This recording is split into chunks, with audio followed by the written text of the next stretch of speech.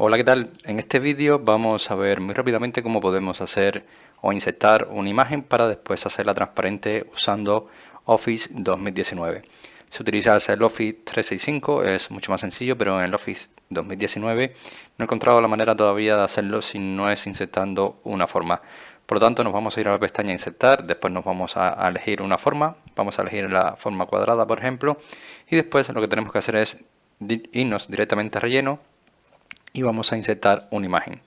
Vamos a seleccionar en donde tenemos la imagen. En mi caso voy a seleccionar que está en mi PC, y después de esto nos vamos a dirigir aquí a lo que es el formato de imagen. Si te fijas, aquí tenemos un icono llamado relleno y línea. Cuando nosotros hacemos un clic aquí, verás que te aparecen estas opciones desplegables y vamos a hacer un clic donde pone relleno con imagen o textura. Si te fijas, aquí tenemos un apartado relacionado con la transparencia.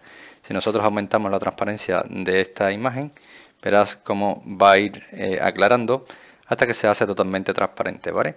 De esta forma es como podemos agregar transparencia a una imagen en Word 2019. Así que nada, espero que este vídeo te haya gustado, te haya ayudado, y si es así, como siempre te digo, te invito a que me dejes tu like, suscríbete a nuestro canal y por supuesto nos vemos en un siguiente vídeo.